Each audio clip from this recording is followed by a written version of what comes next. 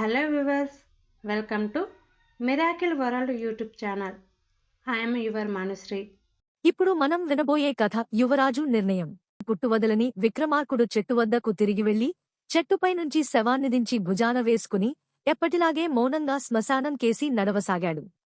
అప్పుడు శవంలోని బేతాళుడు, రాజా, నీ కనుసన్నలతో అందరినీ శాసించగల చక్రవర్తివై ఉండి కూడా ఈ శ్మశానంలో అర్ధరాత్రి సమయంలో సేవకుడిలా నన్ను మోస్తూ ఎందు కలా శ్రమపడుతున్నావో అర్థం కావడం లేదు. అహంకారులైన రాజులు కొందరు మోహావేశానికి లోనై విఘ్నుల హితవాక్యాలను పెడచెవిని బెట్టి ఉచితానుచితాలు విస్మరించి ఉన్మాదుల్లా ప్రవర్తిస్తూ ఉంటారు. నువ్వు ఆ కోవకు చెందినవాడివేమో అన్న అనుమానం కలుగుతున్నది. ఒకానొక రాకుమారి సౌందర్యాన్ని చూసి మైమరచి శ్రేయోభిలాషులు, విఘ్నులు అయిన పెద్దలు వారిస్తూ నా వినకుండా తన ప్రాణాన్నే పణంగా పెట్టి ఆమెను వివాహమాడడానికి సిద్ధపడిన దినకరవర్మ అనే యువరాజు కథ చెబుతాను, శ్రమ తెలియకుండా విను అంటూ ఇలా చెప్పసాగాడు. సంజీవిని రాజ్యాన్ని పాలించే కమల భద్రుడి ఏకైక సంతానం దినకరవర్మ. క్షత్రియోచితమైన యుద్ధ విద్యలతో పాటు ఇతర శాస్త్రాలను అభ్యసించి 20 ఏళ్ల ప్రాయానికే అతడు తండ్రిని మించిన తనయుడిగా పెద్దల ప్రశంసలు పోదాడు. త్వరలో కుమారుడికి పట్టాభిషేకం చేశా ఈ రాజ్యపాలనాభారం నుంచి విశ్రాంతి తీసుకోవాలని ఆలోచించసాగాడు మహారాజు. ఆ సమయంలో ఒకనాడు ఉషాపురి రాజ్యం నుంచి రంజిత శర్మ అనే దూత రాజదర్శనానికి వచ్చాడు. కొలువుదీరి ఉన్న రాజు పక్కనే ఠీవిగా కూర్చుని ఉన్న యువరాజును చూసి పరమానందం చెందిన రంజిత శర్మ రాజుతో, మహారాజా, యువరాజు దినకరవర్మకు తన కుమార్తె మధూలిక నిచ్చి వివాహంకి చేయడానికి ఉషాపురి మహారాజు అభిలషిస్తున్నారు. ఆ విషయాన్ని తమతో మనవి చేయమన్నారు. మా రాకుమారి చిత్రపటాన్ని వీక్షించండి అంటూ సంచిలో నుంచి మధూలిక చిత్రపటాన్ని, జాతక చక్రాన్ని తీసి మహారాజుకు అందించాడు. మహారాజు చిత్రపటంలోని మధూలిక అద్భుత సౌందర్యాన్ని చూసి అబ్బురపడ్డాడు. చెంపకు చారడేసి కళ్లతో, సంపంగి నాసికతో, చిరుదరహాసంతో బంగారు బొమ్మలా ఉంది మధూలిక. ఆయన చిత్రపటాన్ని కొంతసేపు పరిశీలనగా చూసి కుమారుడికి అందించాడు. ఆ తర్వాత జాతక చక్రాన్ని పరిశీలించమని ఆస్థాన జ్యోతిష్కుడికి ఇచ్చి మధూలిక చిత్రపటాన్ని రెప్పవేయకుండా చూస్తూ తన కుమారుడికేసి మందహాసంతో చూడసాగాడు. మధూలిక జాతక చక్రాన్ని కొంతసేపు జాగ్రత్తగా పరిశీలించిన ఆస్థాన జ్యోతిష్కుడు దీరంగగా నిట్టూర్చి, క్షమించండి మహారాజా, మన యువరాజు మధూలికను వివాహమాడితే వివాహమైన నెల రోజుల్లో ఆయన సర్పగండంతో మరణించక తప్పదు అన్నాడు విచారంగా. చందమామ ఆ మాట విని యువరాజు ఒక్క క్షణం దిగ్భ్రాంతి చెందాడు. వెంటనే తేరుకుని, మరణం అనివార్యమైనప్పుడు అది ఏదో రూపంలో రాక తప్పదు. జాతకం నెపంతో అద్భుత సౌందర్యరాశిని వదులుకోవడం వివేకం కాదు అన్నాడు చిరాగ్గా.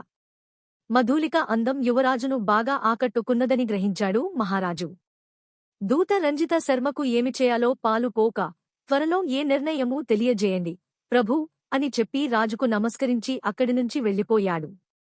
కొన్ని రోజులు గడిచాయి. ఒకనాడు దినకర వర్మవేటకు అడవికి వెళ్లాడు. మధ్యాహ్నం వరకు వేటాడి అలసిపోయిన యువరాజు ఒక కొలను ఒడ్డున పరివారంతో సహా భోజనాదికాలు ముగించి పక్కనే ఉన్న ఒక పెద్ద మర్రి చెట్టు కింద విశ్రాంతి తీసుకోసాగాడు. యువరాజు కనురెప్పలు నిద్రాభారంతో మూతలు పడుతుండగా ఆ మర్రి చెట్టు కొమ్మపైన ఆహారం కోసం పోచివున్న పెద్ద కొండచిలువ హఠాత్తుగా యువరాజు మీదికి దూకి క్షణంలో శరీరాన్ని చుట్టేసింది. ఆ భీకర దృశ్యాన్ని చూసి భటులు భీతితో హాహాకారాలు చేశారు. చిలువను చంపి యువరాజును ఎలా రక్షించుకోవాలో తెలియలేదు. చిలువపై గురిపెట్టే కత్తి దెబ్బ పొరబాటున యువరాజు శరీరానికి తగిలితే ఏం చెయ్యాలో తెలియక కొట్టుమిట్టాడసాగారు. అంతలో ఎక్కడినుందో ఒకదాని వెనక మరొకటిగా దూసుకువచ్చిన 5 బాణాలు కొండ చిలువ శరీరాన్ని ఛిద్రం చేశాయి. చిలువ యువరాజును వదిలిపెట్టి కాసేపు గిలగిలా కొట్టుకుని ప్రాణం విడిచింది. యువరాజుకు ప్రాణగండం తప్పినందుకు భటులు పరమానందం చెందారు. కొంతసేపటికి ఒక అందమైన రథం అక్కడికి వచ్చి ఆగింది. చేతిలో విల్లబుల్లతో వీరనారిలా ఉన్న ఒక సౌందర్యరాశి రథం నుంచి దిగింది. కొంతమంది యువతులు ఆమె వెంట అక్కడికి వచ్చారు. తను మృత్యుముఖం నుంచి బయటపడడానికి ఆ యువతి ధనుర్విద్యా కౌశలమే కారణం అని గ్రహించిన యువరాజు ఆమె కేసి కృతజ్ఞతగా చూశాడు. కొన్నాళ్ల క్రితం చిత్రపటంలో చూసిన మధూలిక పోలికలు ఆ యువతిలో కనిపించాయి. నేను ఉషాపురి యువరాణి మధూలికను. చెలికత్తెలతో వనవిహారానికి వచ్చిన నాకు అనుకోకుండా మిమ్మల్ని సర్పం నుంచి రక్షించే అవకాశం లభించింది. ఇంతకు తమరు అంటూ అర్ధోక్తిలో ఆపింది ఆ యువతి. నేను సంజీవినీపురం యువరాజు దినకరవర్మను. చిలువ బారినుంచి రక్షించి నందుకు కృతజ్ఞతలు అన్నాడు యువరాజు మందహాసం చేస్తూ. వెంటనే మధూలిక సిగ్గుతో తలదించుకున్నది. తర్వాత ఇరువురూ కొంతసేపు ఒకరినొకరు చూసుకుని మౌనంగా తమ తమ రాజ్యాలవైపు తిరుగు ప్రయాణమయ్యారు. చిలువ బారిన పడ్డ తన కుమారుడు అదృష్టవశాత్తు బయటపడినప్పటికీ యువరాజు మధూలికను వివాహమాడితే సర్పగండం తప్పదన్న ఆస్థాన జ్యోతిష్కుడి హెచ్చరిక గుర్తుకు రావడంతో మహారాజు ఆందోళనకు గురయ్యాడు. వారం రోజులు గడిచాక ఒకనాటి సాయంకాలం వేళ దినకరవర్మ విదూషకుడితో కలిసి ఉద్యానవనంలో విహరించసాగాడు. సూర్యాస్తమయ సౌందర్యాన్ని తిలకిస్తూ ముందుకు వెళ్లిన యువరాజు అశోకవృక్షం కింది ఎండుటాకుల మధ్య దాగివున్న తాచుపామును గమనించకుండా దాని తోక మీద కాలు వేశాడు. తాను బుస్సున పడగెత్తి యువరాజు పాదంపై కాటువేసి జరజరా వెళుతూంటే ఖడ్గతో దాని తలను తెగనరికాడు యువరాజు. విదూషకుడు పెట్టిన కేకలకు భటులు పరిగెత్తుకు వచ్చారు. సంగతి తెలిసిన ఆస్థాన వైద్యుడు హుటాహుటిగా వచ్చి యువరాజుకు విషం హరించే గుళికలు ఇచ్చి ప్రాణాపాయం నుంచి కాపాడాడు. ఈ సంఘటనతో మహారాజుకు ఆస్థాన జ్యోతిష్కుడి హెచ్చరిక గుర్తుకు రావడంతో మధూలికను వివాహమాడితే యువరాజుకు సర్పగండం తప్పదేమో అన్న భయం పట్టుకున్నది.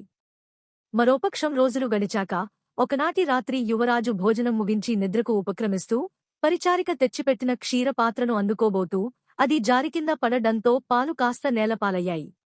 పక్కనే ఉన్న పెంపుడు పిల్లి ఒక్క గెంతున వెళ్లి ఆ చందమామ పాలను తాగి మరుక్షణమే గిలగిలా తన్నుకుంటూ ప్రాణాలు విడిచింది. ఆస్థాన వైద్యుడు పాలను పరీక్షించి అందులో అతి భయంకరమైన తాచుపాము విషం కలుపబడిందని నిర్ధారించాడు. క్షీరపాత్రను తెచ్చిపెట్టిన పరిచారికను ఆరా తీయగా ఆమె శత్రుదేశపు గూఢచారిణి అని, యువరాజును అంతం చేయడానికి అంతఃపురంలో ఇటీవలే పరిచారికగా ప్రవేశించిందని తెలియవచ్చింది. ఆమెను కారాగారంలో బంధించారు. ఇది జరిగిన కొన్నాళ్లకు ఉషాపురి నుంచి రంజితశర్మ వచ్చి కొలువుదీరి ఉన్న మహారాజును దర్శించి యువరాజు మధూలికల వివాహ ప్రసక్తి తెచ్చాడు.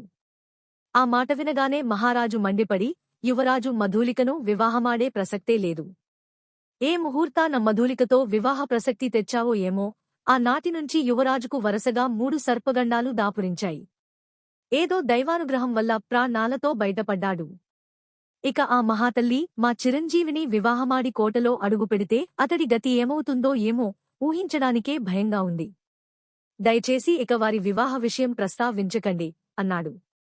వెంటనే పక్కనే ఉన్న జ్యోతిష్కుడు, అవును ప్రభూ, వివాహపూర్వమే వధువు జాతక ప్రభావం ఇంత తీవ్రంగా ఉంటే మధూలికతో యువరాజు వివాహం జరిపిస్తే చందమామ 23 శాండర్ యువరాజు మనకు దక్కడు.